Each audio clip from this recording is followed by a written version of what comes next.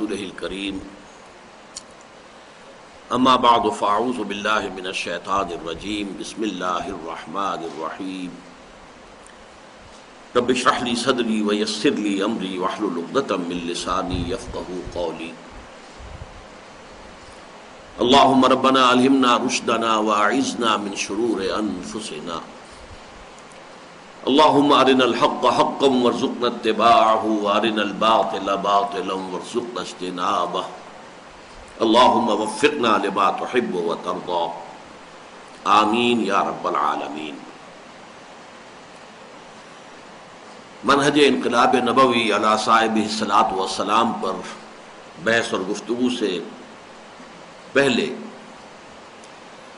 ہمیں معین کرنا چاہیے کہ انقلاب سے مراد کیا ہے۔ لفظی معنی انقلاب کے ہیں بدل جانا، تبدیل ہو جانا۔ قاف لام بے کا مادہ عربی میں اسی کے لیے آتا ہے،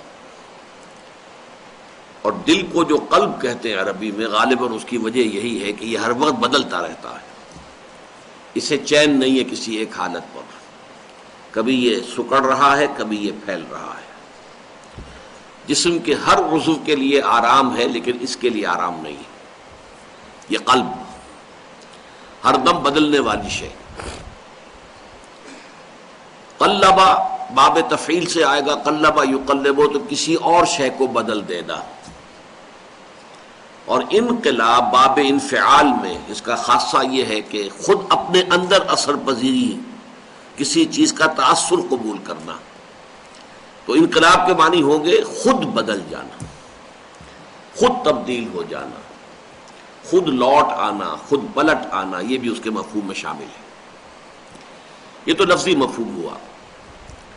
اصطلاحی طور پر اگرچہ لفظ انقلاب اردو میں اور ریولوشن انگریزی میں، یہ تقریباً ہر شے کے ساتھ ایڈ ہو جاتا ہے۔ ذہنی انقلاب، فکری انقلاب، اخلاقی انقلاب، سیاسی انقلاب، معاشی انقلاب، تعلیمی انقلاب، جس چیز کے ساتھ آپ چاہیں لفظ جو ہے ایڈ کر لیں۔ اسی طرح انگریزی میں بھی ریولوشن، اس کے لیے مختلف جو ہیں الفاظ آ سکتے ہیں۔ البتہ تھوڑا سا فرق یہ ہے کہ اردو میں کسی ملک میں اگر فوج جو ہے وہ سویلین حکومت کا تختہ الٹ کر خود اقتدار پر قابض ہو جائے تو اسے ہم فوجی انقلاب کہتے ہیں۔ انگریزی میں اس کے لیے لفظ ریولوشن نہیں آتا، کوڈیٹا، ریولوشن اسے نہیں کہتے۔ لیکن یہ کہ یہ جو اصل اصطلاح جس کے حوالے سے آج ہمیں گفتگو کرنی ہے، اس کے اعتبار سے انقلاب کے معنی ہے انسانی معاشرے میں اجتماعی نظام میں کوئی بنیادی تبدیلی پیدا ہو جانا۔ اس کے پس منظر کو یوں سمجھیے کہ آج پوری دنیا میں یہ بات مانی جاتی ہے، ہم اسے تسلیم نہیں کرتے لیکن دنیا میں مانی جاتی ہے کہ انسانی زندگی کے دو گوشے ایک دوسرے سے بالکل جدا ہیں۔ ایک مذہب کا معاملہ ہے، وہ خالص انفرادی معاملہ ہے، کوئی شخص جو چاہے بلیو کرے، خدا کو مانے نہ مانے، ایک کو مانے ہزار کو مانے، جو چاہے، جس طرح چاہے اس کی پوجا پاٹ کرے، ورشپ کرے، عبادت کرے۔ اسی طریقے سے کچھ سوشل فنکشنز، کوئی رائٹس اینڈ ریچولز، یہ بھی جیسے چاہیں لوگ کر لیں۔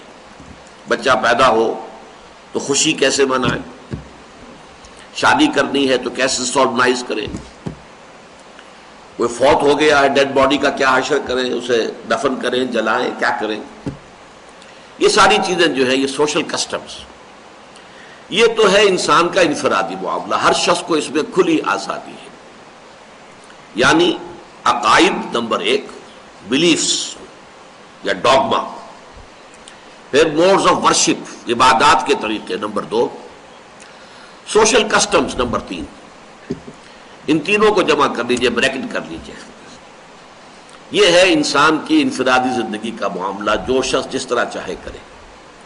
امریکہ میں آپ کو کھلی آزادی ہے، مسلمان کی حیثیت سے آپ جو بھی عقائد ہیں وہ رکھیں، اور جو عبادات کرنا چاہتے ہیں کریں، جس طرح چاہیں عید منائیں، جس طرح چاہیں اپنے مردوں کو دفن کریں۔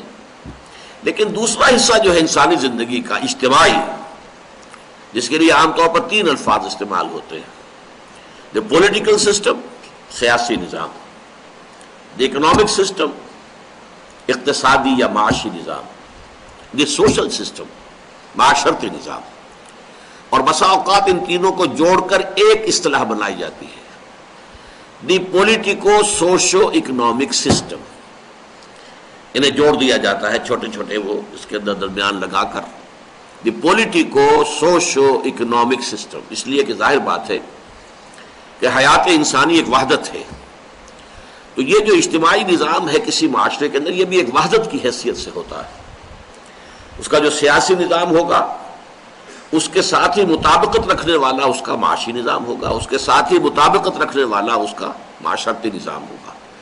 تو اب یہ بھی کہہ سکتے ہیں کہ یہ 3 نظام علیحدہ، اور یہ بھی کہہ سکتے ہیں کہ یہ تینوں مل کر ایک نظام بنتے ہیں، دی پولیٹیکو سوشو اکنامک سسٹم. تو انقلاب جس اعتبار سے ہمیں گفتگو کرنی ہے وہ یہ ہے کہ انسانی کسی معاشرے میں، کسی گیون علاقے میں اس پولیٹیکو سوشو اکنامک سسٹم کے کم سے کم ایک پہلو میں کوئی بنیادی تبدیلی آئے تو اسے انقلاب کہتے ہیں.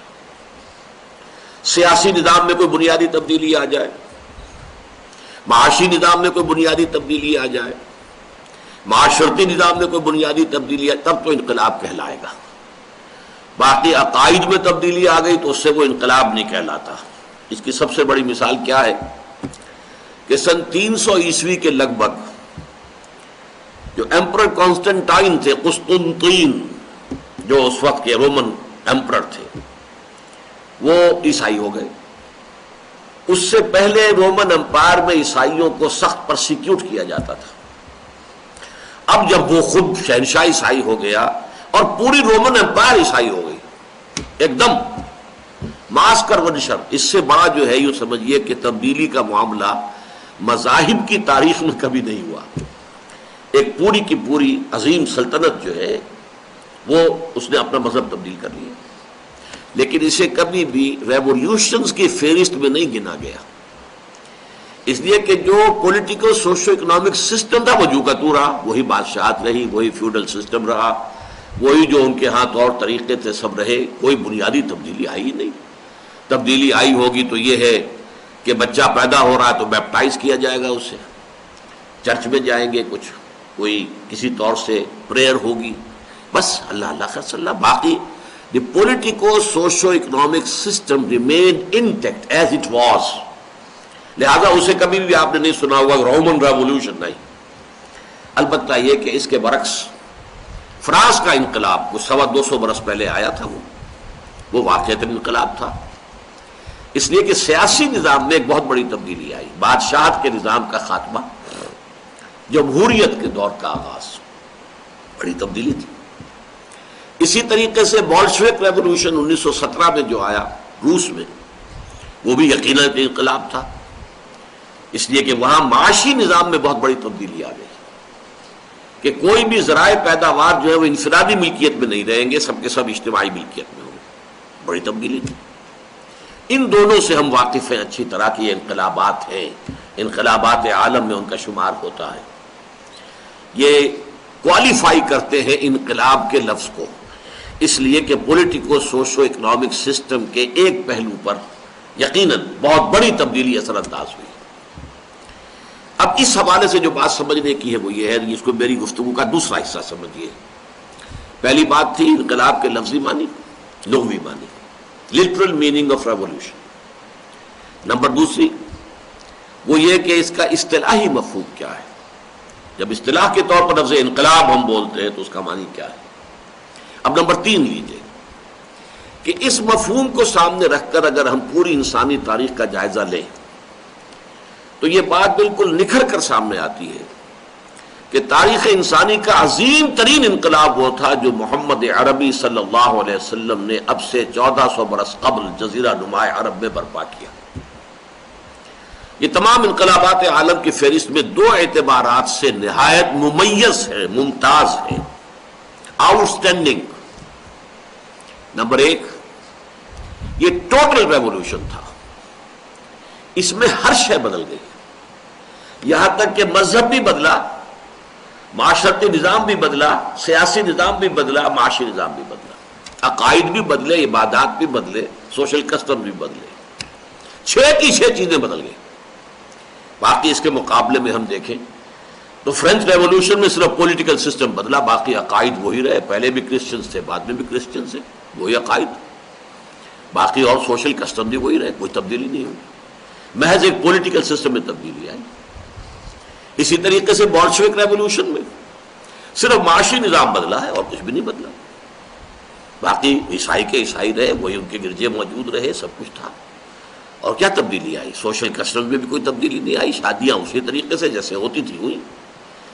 لیکن یہ ہے کہ ان دونوں کے پس منظر میں آپ جائزہ لیجئے تو حضور صلی اللہ علیہ وسلم کے انقلاب، آپ کے ذریعے جو انقلاب برپا ہوا، اس میں نے یہ الفاظ کہیں لکھے بھی ہیں کہ خوردبین لگا کے جائزہ لینا پڑے گا کہ کیا کوئی چیز ایسی رہ گئی کہ جو نہ بدلی ہو۔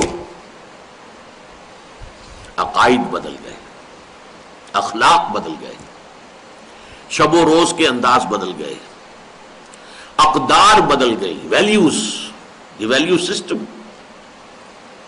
انسان کی معاشرت تبدیل ہو گئی، معاشی نظام تبدیل ہو گیا، معاشرتی ویلیوز کیا ہیں، سماجی اقدار جنہیں کہ پروموٹ کیا جانا چاہیے وہ کون سے ہیں، سوشل ایونز کا کانسیپٹ کیا ہے جنہیں ریڈیکیٹ کیا جانا چاہیے، ہر شے بدل گئی۔ پھر سیاسی نظام بدل گیا، قانون بدل گیا، فوجداری قوانین بدل گئے، دیوانی قوانین بدل گئے، قانون شہادت بدل گیا، فیملی لاز بدل گئے، ہر شے بدل گئی۔ تو واقعہ یہ ہے کہ تاریخ انسانی کا صرف ایک انقلاب ہے کہ جو ٹوٹل ریولوشن ہے، باقی جتنے بھی بڑے بڑے نام ہم لیتے ہیں وہ سب کے سب پارشل ریولوشنز تھے۔ چنانچہ اس بات کی گواہی دی ہے مختلف لوگوں نے۔ دیکھیے ہم تو مسلمان ہیں، محمد کے کلمہ گو ہیں صلی اللہ علیہ وسلم، ہم تو جتنی بھی ثنا کریں، حمد کریں، نعت کہیں، ہمارے لیے کم ہے۔ لیکن اصل بات یہ ہے کہ جو عربی کا ایک مقولہ ہے کہ الفضل ما شہدت بہ الاعداء، اصل فضیلت تو وہ ہوتی ہے جس کی گواہی دشمن دے، دشمن مانے کہ ہاں اس میں یہ فضیلت ہے، اس میں یہ بات بڑی اعلیٰ ہے، بہت عمدہ ہے، یہ ماننی پڑتی ہے۔ اس اعتبار سے اس صدی کے 3 جو گواہ ہیں وہ پیش کرنا چاہتا ہوں، جو مسلمان نہیں، غیر مسلم۔ ایم این رائے، یہ ایک بہت بڑا کمیونسٹ لیڈر تھا جو کمیونسٹ ریولوشن کے بعد کمیونسٹ انٹرنیشنل ایک پارٹی بنی تھی، جو کہ یوں سمجھیے کہ ٹوٹل دنیا کے اندر اس انقلابات کی نگرانی کرنے والی ایک وہ پارٹی تھی، اس کا یہ رکن تھا، بہت بڑا انقلابی آدمی۔ اس نے 1920 میں اسی لاہور میں لیکچر دیا تھا، بریڈ لا ہال میں، اب تو وہ ختم ہو چکا ہال، the historical role of Islam, اور اس میں اس نے کہا کہ تاریخ انسانی کا عظیم ترین انقلاب وہ تھا جو محمد نے برپا کیا صلی اللہ علیہ وسلم۔ ہندو ہے، کمیونسٹ ہے، حضور سے اس کا کوئی اعتقادی رشتہ نہیں ہے، لیکن حقائق کے اعتبار سے، تاریخ کے اعتبار سے جو حقائق ہیں ان کو ماننا اور تسلیم کرنا جو ہے وہ ضروری ہے۔ یہ کتاب اب بھی انڈیا میں چھپتی ہے، ہسٹوریکل رول آف اسلام، ہمارے ہاں نہیں دستیاب۔ پھر آئیے ایچ جی ویلز، یہ مشہور ہے، انگلش ایک مصنف ہے، یہ انگریز، زیادہ اس کی شہرت ہے سائنٹیفک فکشن کے حوالے سے۔ اس نے کہانیاں لکھنی شروع کی تھیں کہ آئندہ جو ہے سائنس کی ترقی ایسے ہوگی تو یوں ہو جائے گا، ابھی وہ ترقیاں ہوئی نہیں تھیں، یہ خواب دیکھ رہا تھا، اسے کہتے ہیں سائنٹیفک فکشن۔ لیکن اس نے تاریخ انسانی پر بھی 2 کتابیں لکھی ہیں، short history of the world اور دوسری ہے concise history of the world, اور بہت عمدہ ہے کتاب، اس میں کوئی شک نہیں۔ مطلب یہ کہ ایک والیوم میں آپ پوری انسانی تاریخ کو اگر دیکھنا چاہیں، ورنہ تو نہ معلوم کیا کچھ پڑھنا پڑے گا انسان۔ Concise history of the world میں اس نے جب حضور پر چیپٹر جب اس نے لیا تو اگرچہ بعض اعتبارات سے شدید رقیق حملے کیے حضور پر، خاص طور پر تعدد ازدواج جو ہے، حضور نے شادیاں کی۔ اب ظاہر بات ہے کہ یہ عیسائی ہے، ان کے نزدیک تو عظیم ترین شخصیات 2 ہیں، عیسیٰ اور یحییٰ علیہ الصلوۃ والسلام، دونوں نے ایک شادی بھی نہیں کی۔ حضرت عیسیٰ کی شادی نہیں ہوئی، ہوگی جب دوبارہ آئیں گے تو ان کی شادی بھی ہوگی، اولاد بھی ہوگی، لیکن اس وقت تو نہیں ہوئی، وہ تو اسی عیسیٰ سے واقف ہے۔ یحییٰ علیہ الصلوۃ والسلام انہوں نے بھی شادی نہیں کی، تو ان کے یہاں تو تصور یہ کہ شادی کرنا ہی گھٹیا کام ہے۔ دینی اور روحانی اعتبار سے تو اونچے لوگ وہ ہوتے ہیں جو ساری عمر تجرد کی زندگی بسر کریں، شادی نہ کریں۔ یہ گھر گرہستی یہ کیا ہے؟ اور حضور نے بھرپور جو ہے عائلی زندگی گزاری ہے۔ اس حوالے سے یہ کڑوی گولی ان کے حلق سے نیچے نہیں اترتی، میں انہیں معذور سمجھتا ہوں، لیکن اس نے بڑے رقیق حملے کیے ہیں، بالکل جیسے کہ سلمان رشدی نے کیے ایسے کیے۔ اور یہ میں نے اس لیے آپ کو بتا دیا کہ یہ اسٹیبلش ہو جائے کہ وہ دشمن ہے، وہ حضور کا عقیدت مند نہیں ہے۔ الفضل ما شہدت بالاعداء، اس کا تقاضا یہ ہے کہ پہلے اسٹیبلش ہو جائے کہ ایچ جی ویل جو ہے وہ حضور کا عقیدت مند نہیں ہے، دشمن ہے۔ لیکن یہی ایچ جی ویلز ہے کہ جو پھر آخر میں اس چیپٹر میں حضور صلی اللہ علیہ وسلم کا جو خطبہ حجۃ الوداع ہے اس میں سے کوٹیشن دیتا ہے، لا فضل لعربی علی عجمی ولا لعجمی علی عربی ولا لاحمر علی اسود ولا لاسود علی احمر الا بالتقوی۔ کسی عرب کو کسی عجمی پر کوئی فضیلت نہیں، کسی عجمی کو کسی عرب پر کوئی فضیلت نہیں، کسی گورے کو کسی کالے پر کوئی فضیلت نہیں، کسی کالے کو کسی گورے پر کوئی فضیلت نہیں سوائے تقویٰ کی۔ یہ الفاظ لکھ کر اور پھر وہ یہ کہتا ہے کہ although the sermons of human fraternity, freedom and equality were said before also, we find a lot of such sermons in Jesus of Nazareth. یعنی اگرچہ انسانی مساوات، حریت اور اخوت کے وعظ تو دنیا میں پہلے بھی بہت کہے گئے تھے، چنانچہ حضرت مسیح ناصری، حضرت مسیح علیہ الصلوۃ والسلام کو وہ جیزس آف نازرت کہتے ہیں۔ ناصرہ گاؤں ہے کہ جہاں ان کی پیدائش ہوئی تھی، تو جیزس آف نازرت کے ہاں بھی بڑے سرمنس تو ہیں، but it must be admitted that it was Muhammad صلی اللہ علیہ وسلم who for the first time in human history established a society based on these principles. محمد وہ پہلی شخصیت ہے پوری انسانی تاریخ کی جنہوں نے تاریخ انسانی کے دوران پہلی مرتبہ ان اصولوں پر ایک معاشرہ بالفعل قائم کیا۔ تو واس کہنا تو بہت آسان ہے، لیکن قائم کرنا، human equality, fraternity and freedom, تو یہ ایک بہت بڑے دشمن کی اور شاتم رسول کی گواہی ہے نظام کے اعتبار سے۔ باقی جو بھی اس نے حملے کیے ہیں وہ علیحدہ ہیں، ان کو چھوڑ دیجیے۔ لیکن ایک بات نوٹ کر لیجیے کہ جو جدید ایڈیشن اس کا اب اس کتاب کا مل رہا ہے بازار میں، اس میں سے یہ حصہ نکال دیا گیا ہے۔ مصنف تو مر گیا، بہت عرصہ ہوا، اب جو نئے ایڈیٹرز ہوتے ہیں تو وہ ایڈٹ کرتے ہیں کتاب کو، تو ان کے حلق سے یہ کڑوی گولی اتری نہیں کہ یہ بات کیسے ہم شائع کر دیں۔ لہذا کہیں آپ کو آپ جا کر دیکھیں وہ concise history of the world اور اس میں یہ الفاظ نہ ملیں تو آپ مجھ سے سوء ظن آپ کو ہو جائے، لیکن یہ کہ وہ نسخے جو ہیں سابقہ ایڈیشنز کے وہ ہماری جو پرانی لائبریریاں ہیں ان میں مل جاتے ہیں، Punjab university library, public library مل جائے گی۔ تیسری گواہی ڈاکٹر مائیکل ہارٹ کی ہے، یہ 1980 کے لگ بھگ کتاب شائع ہوئی تھی، دی 100 a selection and gradation of the 100 most influential personalities of human history۔ پوری انسانی تاریخ میں سے پہلے سلیکشن کیا کن کن لوگوں نے تاریخ کے دھارے کے رخ کو موڑا ہے، پھر یہ جو چن لیے 100 آدمی چن لیے اس نے کہ اس طریقے سے انہوں نے تاریخ کے اوپر اثر ڈالا، اس کے رخ کو موڑ دیا۔ پھر ان میں گریڈیشن، ان میں سب سے زیادہ کس نے اثر ڈالا، سب سے بڑی تبدیلی کون لے کر آیا، وہ نمبر 1، پھر نمبر 2، پھر نمبر 3، یہ گریڈیشن ہے 100، پھر نمبر 100 پر بھی چلا جائے گا، اور یہ شخص نمبر 1 پر حضور کو لا رہا ہے صلی اللہ علیہ وسلم۔ although he is a Christian، اب بھی وہ مسلمان نہیں ہوا، زندہ ہے۔ امریکہ میں یہ کتاب چھپی تھی مینہٹن میں 1980 میں، لیکن اس نے کہا ہے کہ میں عیسائی ہوں اور میں یہاں مسیح کو وہ لے گیا ہے، حضرت مسیح علیہ السلام کو نمبر 3 پر، میں یہاں نمبر 1 پر محمد کو لا رہا ہوں صلی اللہ علیہ وسلم۔ Naturally I O an explanation, فطری طور پر میرے ذمے ہے کہ میں اس کی توجیہ بیان کروں کہ کس وجہ سے میں محمد کو نمبر 1 پر لے آیا صلی اللہ علیہ وسلم۔ گویا کہ تاریخ انسانی کا عظیم ترین فرد جس نے تاریخ کے رخ کو موڑا ہے سب سے بڑھ کر، وہ تو محمد ہے صلی اللہ علیہ وسلم. تو اس نے کہا this is because he is the only person, the only, یہ ذرا انڈر لائن کر لیں ذہن میں، ایک ہی شخص ہے، he is the only person supremely successful in both the religious and the secular fields.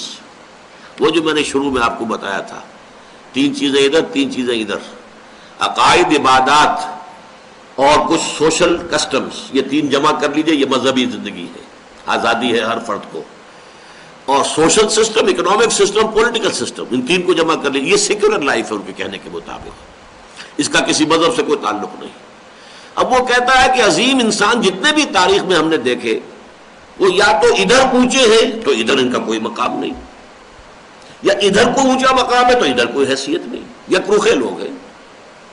Gautam بدھ ہے، مذہب بہت بڑا پیدا کیا، حکومت ریاست کے تو کوئی اصول نہیں دیے، نہ بنائی، نہ کوئی مثال قائم کی. حضرت مسیح نے مذہب تو بہت بڑا کھڑا کر دیا، لیکن ریاست، حکومت تو کوئی نہیں بنائی، شادی بھی نہیں کی. اس اعتبار سے شخصیت یکرخی ہوئی. اسی طریقے سے دوسری طرف جائیے، اسکندر اعظم بہت بڑا فاتح تھا، کہاں مقدونیہ اور کہاں دریائے بیاس پنجاب کا پہنچ گیا، لیکن اخلاقی روحانی اعتبار سے آپ زیرو بھی نہیں کہہ سکتے، اسے مائنس پہ لے کے جانا پڑے گا. اس کا برعکس اٹیلا، بہت بڑا ہن، جو بہت بڑا کانکرر تھا، وہ منگولیا اس علاقے سے چل کر جو ہے وہ ڈینیوب کی وادی تک پہنچ گیا، یورپ تک پہنچ گیا فتح. لیکن انتہائی وحشی خونخوار لوگ، ان کا مذہب سے، اخلاق سے کیا تعلق؟ تو اگر ادھر بہت اونچے تو ادھر زیرو، ادھر بہت اونچے تو ادھر زیرو. ایک ہی شخص ہے، اس کا قاعدہ ہے کہ جو دونوں میدانوں میں انتہائی کامیاب. یہ میں نے تین گواہیاں آپ کو دی ہیں، اس لیے کہ ٹوٹل ریولوشن، میرا جو پروپوزیشن ہے جو میں نے آپ کے سامنے رکھی، کہ پوری انسانی تاریخ میں ٹوٹل ریولوشن، ایک کلی انقلاب کی صرف ایک ہی مثال ہے، اور وہ انقلاب محمدی ہے صلی اللہ علیہ وسلم. دوسری بات جو کہ ممتاز کرتی ہے انقلاب محمدی کو صلی اللہ علیہ وسلم بقیہ تمام انقلابات سے، وہ یہ ہے کہ بقیہ جتنے انقلابات ہوئے ان میں انقلابی فکر دینے والے کچھ اور لوگ تھے،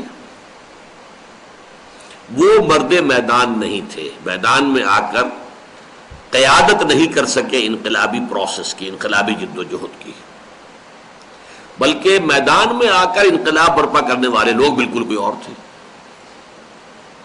اور یہ بھی ہے کہ یہ جنریشنز میں مکمل ہوا ہے کام جا کر. والٹیئر، روسو وغیرہ وغیرہ، یہ بڑے اہل قلم تھے، مصنفین تھے، انہوں نے مضامین لکھے، انہوں نے فکر دیا، اس کی بنا پر فرینچ ریولوشن آیا. لیکن یہ ڈیسک ورکر سے لکھنے والے تھے، اللہ اللہ خیر صلی اللہ، مرد میدان تھے ہی نہیں. تو فرینچ ریولوشن جو آیا ہے وہ تو کچھ اوباش لوگوں کے ہاتھوں آیا، اسی لیے نہایت بلڈی ریولوشن، تاریخ انسانی کا انتہائی خونی انقلاب. اسی طریقے سے بولشوک ریولوشن، جرمنی میں اور انگلینڈ میں بیٹھ کر دو اشخاص کتاب لکھتے ہیں، ایک ڈاس کیپیٹال، مارکس اور اینجلس. فکر انہوں نے دیا، لیکن وہ اپنی زندگی میں کسی ایک گاؤں میں بھی انقلاب نہیں لا سکے. فرانس میں اور انگلینڈ میں وہ انقلاب کبھی آیا ہی نہیں. انقلاب رشیا میں آیا، بولشوکس مونشوکس، دو پارٹیاں بنی، دونوں کی کشاکش بھی تھی آپس میں، لیکن دونوں اس انقلاب کے لیے جو ہے کام بھی کر رہے تھے. آخر میں بولشوکس جو ہے ان کا پلڑا بھاری ہوا، عین وقت پر لینن جو ہے پہنچ گیا، کہ جو کہ اس سے پہلے جو ہے جلا وطنی کی زندگی گزار رہا تھا، ایک مال گاڑی کے ڈبے میں چھپ کر آیا ہے، اور اس نے آ کے انقلاب کی جو ہے وہ قیادت سنبھال لی.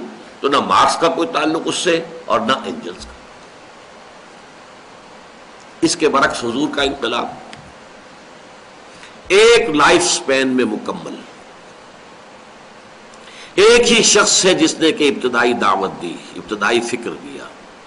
He was all alone when he started his mission. کوئی پارٹی، کوئی امت، کچھ ساتھ نہیں تھا. پہلے دن 4 آدمی ایمان لائے، زوجہ محترمہ حضرت خدیجہ الکبریٰ رضی اللہ تعالی عنہا، چچا داد بھائی جو زیر تربیت بھی تھے، زیر کفالت بھی تھے، حضرت علی رضی اللہ تعالی عنہ، بڑے جگری دوست حضرت ابو بکر صدیق رضی اللہ تعالی عنہ، ایک غلام کے جن کو آزاد کر کے بیٹا بنا لیا تھا، منہ بولا بیٹا زید ابن حارثہ رضی اللہ تعالی عنہ، 1+4 یہ 5 کی جماعت بنی ہے، 5 کا اسرہ بنا کے لیجیے۔ یہاں سے بات شروع ہوئی، اور یہ کہ 10 برس میں تو بمشکل 125 آدمی حضور کے ساتھ آئے۔ وہی شخص ہے جو مکے میں گلیوں میں بھی تبلیغ کر رہا ہے، وہی ایک گھر کو مرکز بنا کر دار ارقم ہے وہاں تربیت کر رہا ہے، اپنے ساتھیوں کی تعلیم دے رہا ہے انہیں، یتلو علیہم آیاتہ ویزکیہم ویعلمہم الکتاب والحکمہ۔ جو رول بعد میں مدینے میں مسجد نبوی کا ہوا وہ دار ارقم کا تھا، مکہ مکرمہ میں وہ مرکز تھا چھوٹا سا، اور کھلے میں تو جا کر وہ نماز نہیں پڑھ سکتے تھے، لیکن گھر میں تو پڑھ سکتے تھے۔ یہ پھر جو بھی مشکلات آئیں، جو بھی مصائب آئے، وہ ساری مشکلات آئیں جو کسی ریولوشنری پروسیس میں آتی ہے، پھر اس کے بعد یہی شخص، وہی شخص جو پھر آرمیز کو کمانڈ کر رہا ہے صلی اللہ علیہ وسلم۔ اب حضرت مسیح نے اسٹریٹ پریچنگ تو کی ہے، لیکن کبھی وہ کسی آرمی کو کمانڈ کرتے ہوئے تو نظر نہیں آئے۔ البتہ گلیوں میں آپ نے تبلیغ کی ہے، تبلیغ حضور نے گلیوں میں بھی کی، اور فوجوں کی قیادت بھی کی، سپہ سالاری بھی کی۔ وہی شخص جو ہے پھر ایک ہیڈ آف دی اسٹیٹ بن کر سامنے آتا ہے مدینے میں، بہت بڑا اسٹیٹس مین بن کر سامنے آتا ہے۔ یہ سارے مراحل ایک ہی شخص کی رہنمائی میں درجہ تکمیل کو، پایہ تکمیل کو پہنچے، اس کی تو کوئی مثال ناممکن ہے کہ پوری تاریخ انسانی میں آپ کو مل سکے۔ یہ بھی ممیز ہونے کا، ممتاز ہونے کا ایک پہلو ہے۔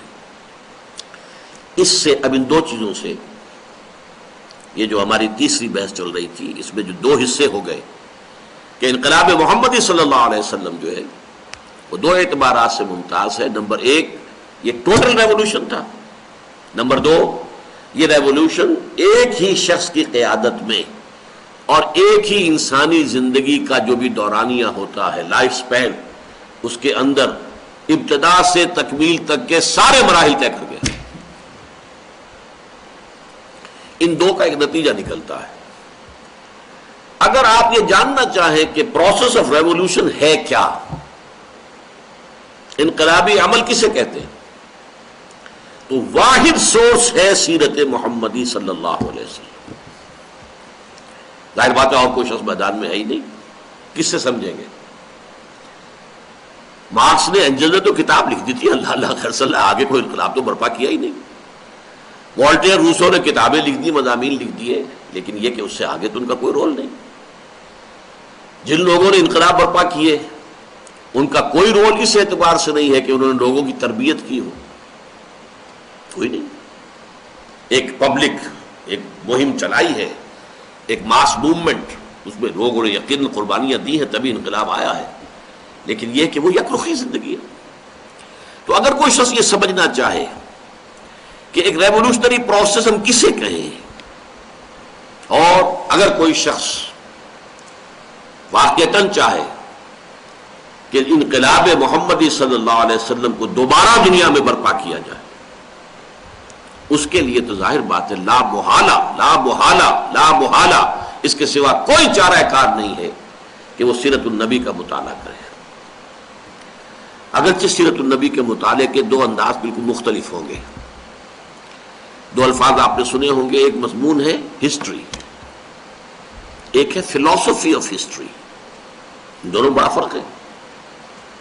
تاریخ میں تو آپ کو یہ معلوم ہے کہ فلاں سن میں یہ ہو گیا، فلاں جنگ ہوئی، اس میں وہ جیت گیا، وہ ہار گیا، یہ ہو گیا، یہ وہ کھیڑ پچھاڑ ہو گیا، وہ تہذیب ابھر آئی، یہ تہذیب گر گئی، ٹھیک ہے، دس از ہسٹری۔ لیکن یہ کیوں ہوا،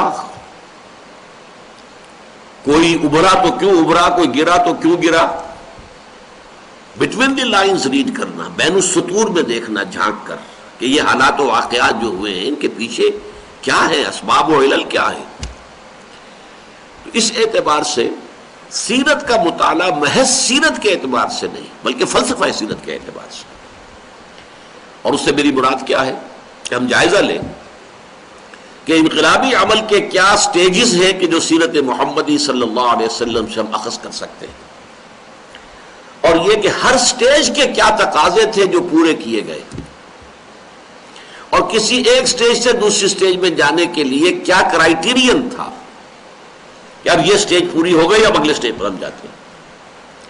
اس لیے کہ بظاہر سیرت نبوی کے اندر تضادات موجود ہیں، یہ بظاہر کے لفظ کو انڈر لائن کر لیں، بظاہر، اور ہمارے دشمنوں نے انہیں ہائی لائٹ کیا ہے، نمایاں کیا ہے۔ چنانچہ بہت بڑا فلسفی تاریخ کا ٹوائنبی، اس نے ایک زہر میں بھجا ہوا جملہ کہا ہے، محمد failed as a prophet but succeeded as a statesman۔ محمد ایک نبی کی حیثیت سے تو ناکام ہو گئے، وہ کامیاب تو ہوئے ایک سیاستدان کی حیثیت سے۔ اب یہ زہر میں بجھا ہوا ہے، لیکن give the devil his due، اس کی بات بھی سمجھنے کی کوشش کریں۔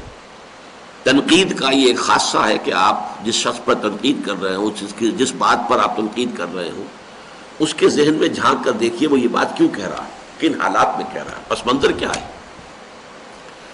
اب یہ جو ہے عیسائی، ظاہر بات ہے وہ بھی عیسائی ہے، فائن بھی، تو جو نبیوں کا کانسیپٹ ان کے سامنے آتا ہے وہ حضرت عیسیٰ حضرت یحییٰ کا ہے، دعوت ہے، تبلیغ ہے،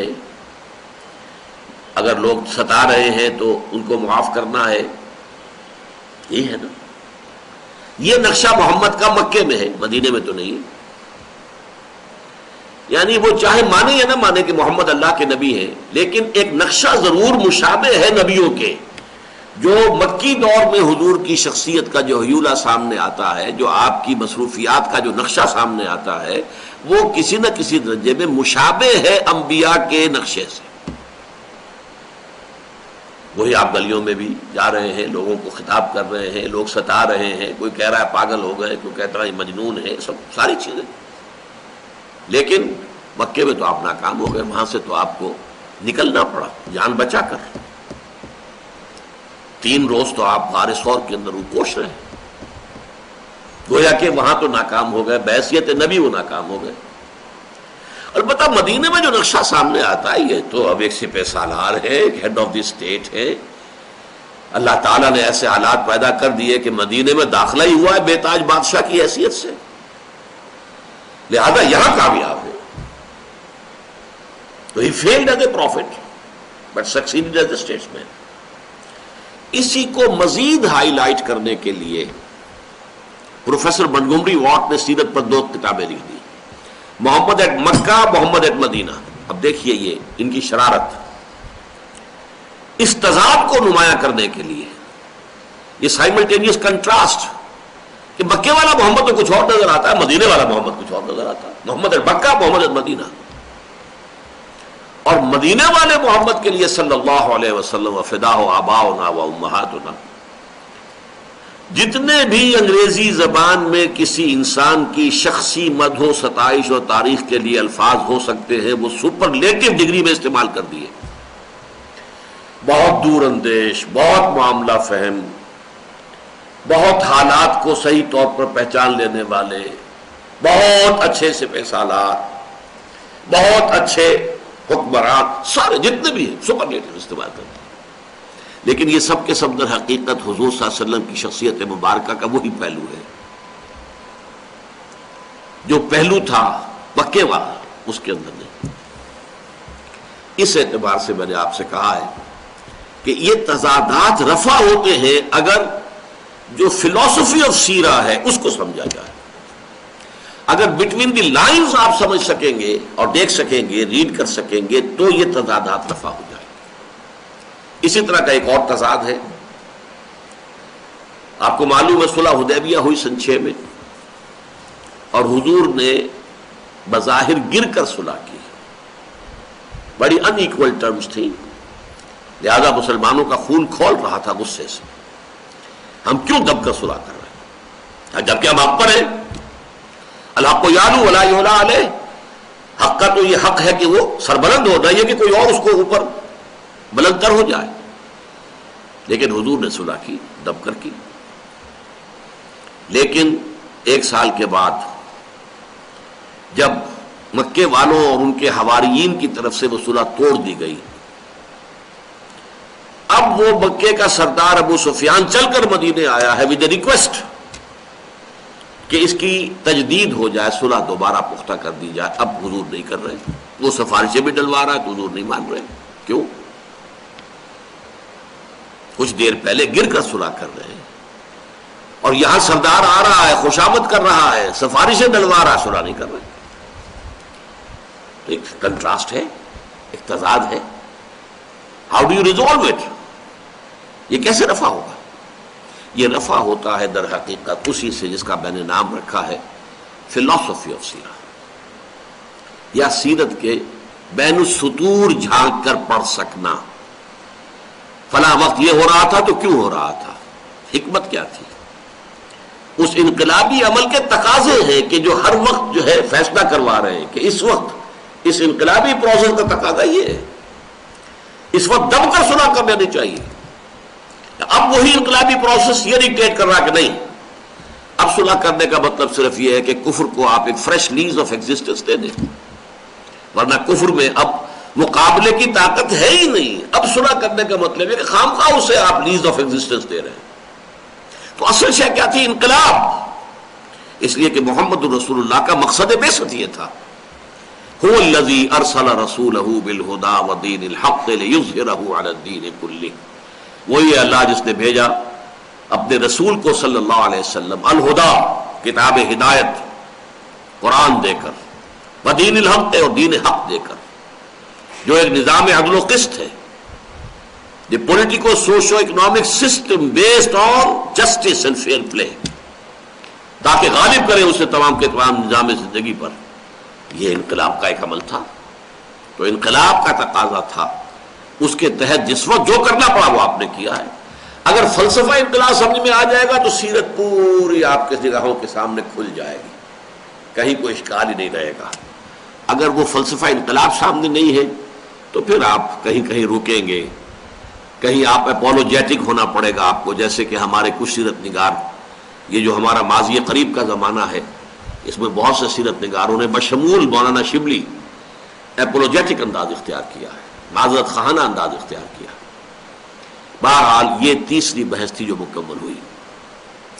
نمبر 1 انقلاب کے لفظی معنی، نمبر 2 اس کا اصطلاحی مفہوم، نمبر 3 انقلاب محمدی کے امتیازی خصائص، اور نمبر 4 کہہ لیں ان کا جو منطقی نتیجہ ہے کہ ایک انقلابی عمل کے لیے اگر سورس آپ کو چاہیے تلاش کرنے کے لیے، سمجھنے کے لیے، تو وہ صرف اور صرف سیرت محمدی ہے علی صاحب الصلاۃ والسلام. اب آئیے، میں جو بھی آپ کے سامنے انقلابی عمل اور اس کے اعتبار سے حضور کی سیرت کا تجزیہ رکھوں گا، اس کو 2 مرحلوں میں. پہلا مرحلہ یہ ہے کہ کچھ سٹیپس ہیں جو میں نے سیرت محمدی سے اخذ کیے ہیں علی صاحب الصلاۃ والسلام، لیکن ان کو میں بیان کرنا چاہتا ہوں مذہبی اصطلاحات میں نہیں، بلکہ جنرل اصطلاحات جن کو آپ سمجھتے ہو، آج کے دور کی اصطلاحات. اس لیے کہ جو مذہبی اصطلاحات ہیں ان کے مفہوم میں زمانے کے گزرنے کے ساتھ ساتھ بہت کچھ تغیر و تبدل ہوا ہے. بہت سے الفاظ کے مفہوم اور معنی محدود ہو گئے ہیں، لیکن وہ معنی اس درجے ہمارے ذہنوں میں اور ہماری فکر میں راسخ ہے کہ لا محالہ وہی تصور ان کے ساتھ آتا ہے، محدود مذہبی تصور. اس لیے انہی تصورات کے لیے جنرل ٹرمز جو جدید اصطلاحات ہو ان کے حوالے سے پہلے میں آپ کو سمجھاؤں گا کہ یہ ہے انقلابی عمل کے مختلف سٹیجز. پھر جب یہ خاکہ تیار ہو جائے گا تو پھر اس میں ہم رنگ بھریں گے سیرت محمدی علی صاحب الصلاۃ والسلام سے. دیکھیے میں نے جو اخذ کیا ہے سیرت سے، حضور کی سیرت سے صلی اللہ علیہ وسلم، 6 سٹیپس ہیں انقلاب کے، انقلابی عمل کے، جو کسی ملک میں، کسی خطہ زمین میں انقلاب کی تکمیل کے لیے لازم ہے. اور پھر ایک 7واں سٹیپ ہے اس انقلاب کے ایکسپورٹ ہونے میں، انٹرنیشنلائز ہونے میں، اس لیے کہ حقیقی انقلاب جغرافیائی یا قومی یا سیاسی حدود کے اندر نہیں رہ سکتا، وہ پھیلتا ہے، وہ جغرافیائی حدود سے نکلتا ہے، وہ قومی حدود سے نکلتا ہے۔ یہ 7واں سٹیپ ہے۔ پہلے 6 سٹیپس جو ہیں وہ کسی ایک علاقے میں، کسی ایک خطے میں، کسی ایک ملک میں انقلاب کے عمل کے لیے وہ 6 سٹیجز ہیں جو میں نے اخذ کی ہے سیرت محمدی سے صلی اللہ علیہ وسلم، لیکن جنہیں میں عمومی اصطلاحات کے حوالے سے آپ کے سامنے رکھوں گا۔ پہلا سٹیپ، کوئی انقلابی نظریہ ہونا چاہیے جس کی اشاعت کی جائے۔ ظاہر بات ہے کہ ہر نظام کی بنیاد کسی نظریے پر ہوتی ہے۔ کمیونزم کی بنیاد مارکسزم پر تھی۔ مارکسزم ایک فلسفہ تھا، ایک نظریہ تھا، اس کی بنیاد پر جو نظام بنا وہ کمیونزم ہے۔ تو کوئی نہ کوئی انقلابی نظریہ ہونا چاہیے، انقلابی فلسفہ ہونا چاہیے جس کو عام کیا جائے۔ یہ پہلا سٹیپ ہے۔ البتہ اس میں 2 چیزیں اس انقلابی نظریے کی کوالیفیکیشن کے لیے۔ نمبر 1، وہ انقلابی نظریہ واقعتاً انقلابی ہونا چاہیے، اس معنی میں کہ جو existing politico socio economic system ہے اس وقت ملک کے اندر، اس کی کسی نہ کسی ایک جڑ کے اوپر وہ کلہاڑا بن کر گرتا ہو، ورنہ وہ انقلابی نہیں ہے۔ ایگزسٹنگ نظام پر آپ کلہاڑی چلائی نہیں رہے تو انقلاب کا کیا سوال ہے؟ چاہے سیاسی نظام پر، چاہے معاشی نظام پر، چاہے سماجی نظام پر کلہاڑے کی طریقے سے وہ گرے، تب وہ حقیقت میں ایک انقلابی نظریہ ہے، ورنہ وہ ایک سرمن ہے، وعظ ہے، اخلاقی تعلیم ہے۔ انقلابی نظریہ وہی ہوگا جو existing politico socio economic system کے کسی نہ کسی بنیادی جڑ کے اوپر وہ تیشے کا کام دے۔ نمبر 2، بہتر تو یہ ہے کہ وہ انقلابی نظریہ نیا ہونا چاہیے، جو اپنی اصطلاحات نئی وضع کرے گا، اپنی ٹرمینالوجی نئی وضع کرے گا اور اسی کے حوالے سے اپنی دعوت کو پھیلائے گا۔ لیکن یہ بھی ہو سکتا ہے کہ کوئی پرانا نظریہ ہو، پرانا فلسفہ ہو، لیکن اگر نظریہ پرانا ہے، قدیم ہے، تو اسے وقت کے، اس زمانے کے جو ایڈیم ہے اور جو ذہنی سطح ہے اس پر اثر نو، اس کی تعبیر اور اس کو اصطلاحات جدیدہ کے حوالے سے لوگوں کے سامنے پیش کرنا ہوگا۔ ری انٹرپریٹیشن اسی نظریے کی according to the current medium and according to the level of understanding, level of consciousness of that society، آپ کو اس نظریے کو ری انٹرپریٹ کرنا پڑے گا تاکہ وہ آپ کے معاشرے کے اندر لوگ سمجھے اسے، اور وہ انقلابی پیغام جو ہے وہ لوگوں کے ذہنوں تک پہنچے۔ یہ 2 شرائط اگر پوری نہیں ہوتی تو پھر وہ انقلابی نظریہ نہیں ہے، کسی انقلاب کا نقطہ آغاز نہیں بن سکتا۔ اور تیسری بات اس ضمن میں یہ نوٹ کیجئے کہ پھر اس زمانے میں جو بھی ذرائع ابلاغ اویلیبل ہو ان سب کے ذریعے سے اسے پھیلانا ہوگا۔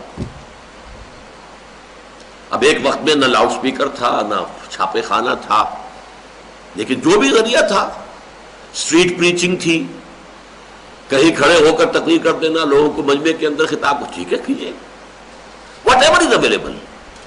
آج اگر آپ کے پاس وسائل و ذرائع ہے، پرنٹ میڈیا ہے، الیکٹرانک میڈیا ہے، جو ذرائع بھی ہے، اگر آپ انہیں استعمال نہیں کرتے تو گویا کہ آپ اپنے انقلاب کے پاؤں پر کلہاڑی خود مار رہے ہیں۔ You have to use all the available means of communication کہ جس کے ذریعے سے آپ اس انقلابی نظریے کو بہت بڑے پیمانے پر اس معاشرے کے اندر پھیلا دیں۔ اب ذرا ہم وقفہ کریں گے 5 منٹ کا، اور اس کے بعد پھر دوبارہ یہی گفتگو ہماری شروع ہو جائے گی۔